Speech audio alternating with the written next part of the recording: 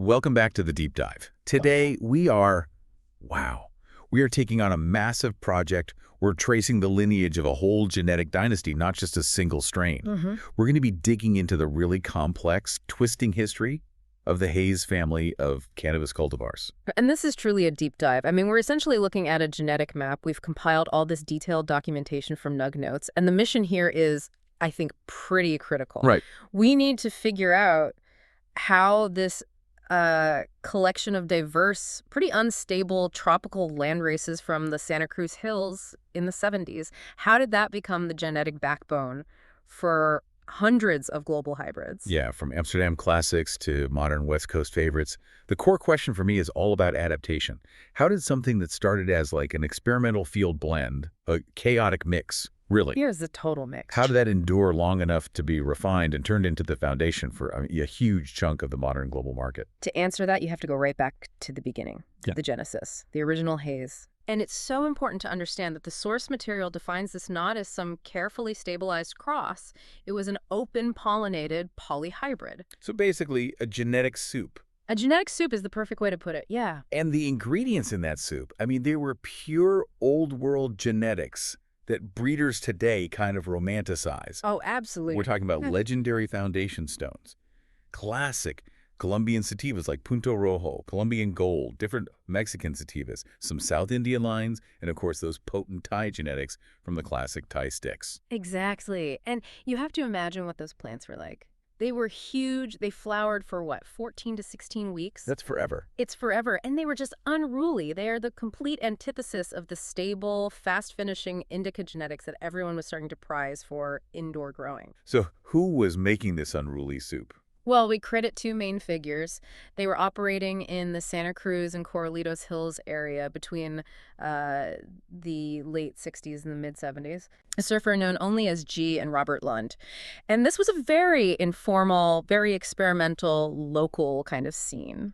So if the original cuts were so unstable and took like 4 months to flower, why did G and Lund or anyone really bother keeping them? Why not just stick with the faster, more reliable Afghanis or the skunk lines that were already going around? And that right there, that's the analytical heart of the whole thing. Right. The reason is that unique, soaring, psychoactive quality that only the tropical sativas offered. They were worth the risk.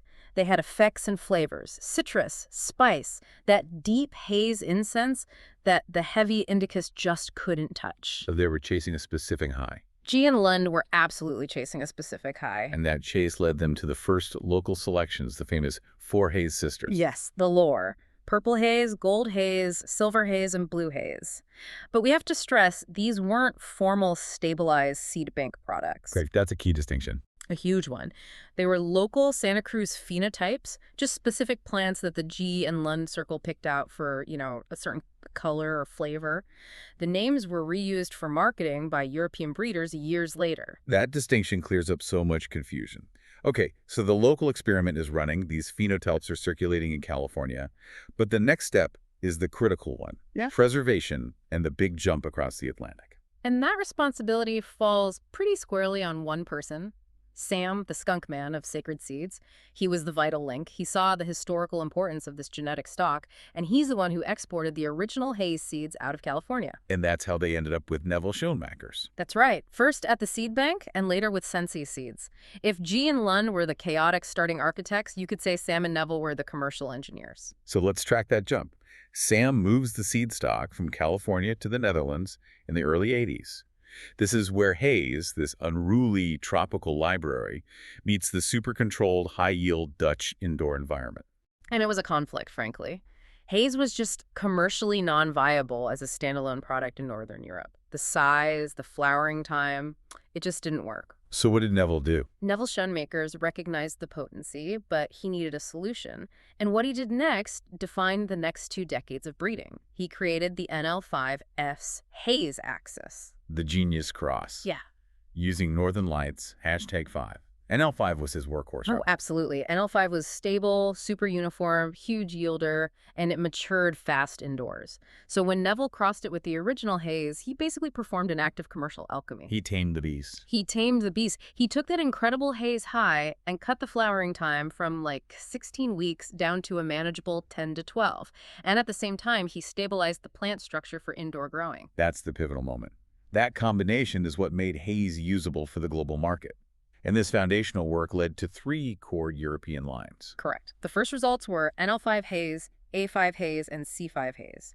Now, here's a crucial detail that often gets overlooked. What's that? A5 and C5 were kept exclusively as Dutch clone-only lines. You mentioned the importance of clone-only lines before. For anyone listening, why was keeping A5 and C5 as clones so critical for the Dutch market? What were they trying to preserve? They were preserving a specific, prized phenotype, something that might only show up once in 1,000 seeds, and if you bred it back to seed, it would just disappear into that polyhybrid soup again. Got it.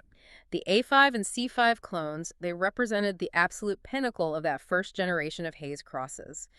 The ideal balance of haze potency and NL5 yield. They literally set the standard for quality in the Netherlands for decades. So the stability from NL5 in Amsterdam allows this lineage map to just explode into what we now think of as the canonical global haze hybrids.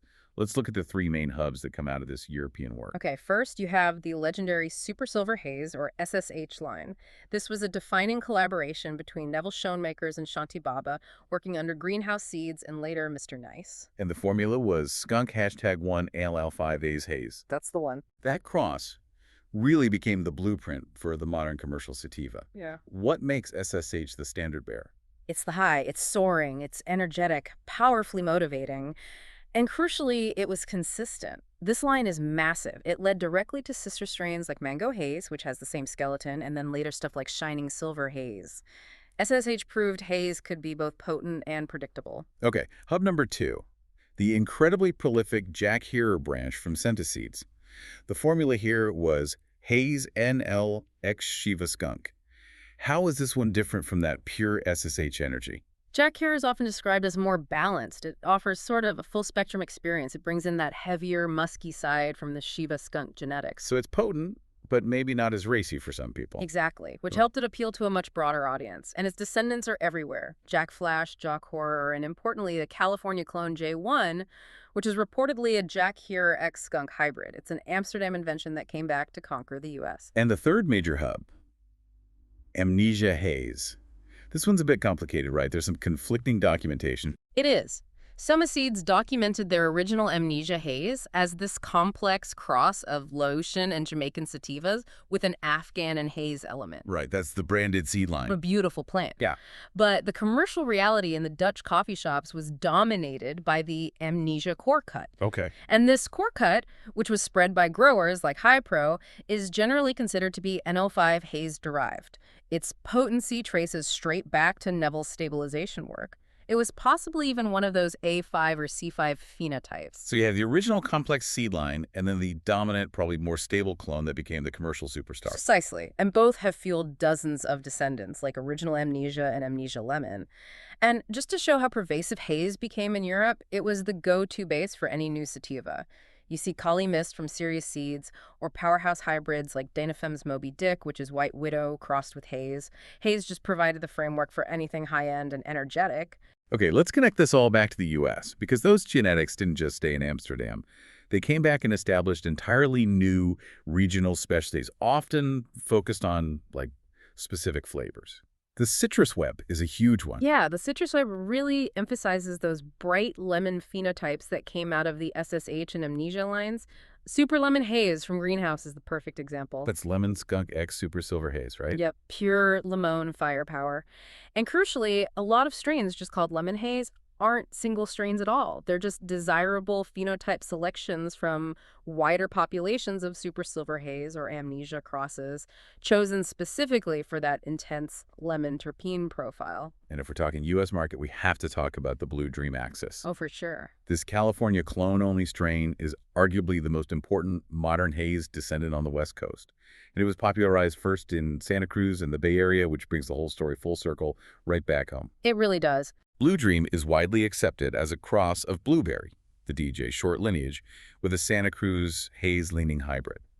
Why did that specific combination just capture the U.S. market? What made it so dominant? It was a perfect compromise. Unlike the extreme sativas that could make people anxious or the heavy indicas that gave you couch lock, Blue Dream offered this balanced hybrid effect.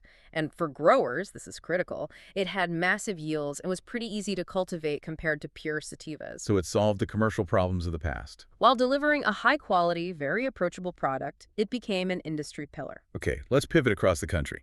The East Coast clone-only lines, known as Cuban Black Haze, Piff, Church, Uptown Haze. Yeah, famous NYC Piff family. Yeah, these lines trace their heritage right back to those NL5 Haze and A5C5 clone imports from the Netherlands. So it's the Dutch refinement meeting NYC selection. Exactly, meeting the local pressures in New York City. And it resulted in this distinct, often really intense and long-lasting East Coast phenotype.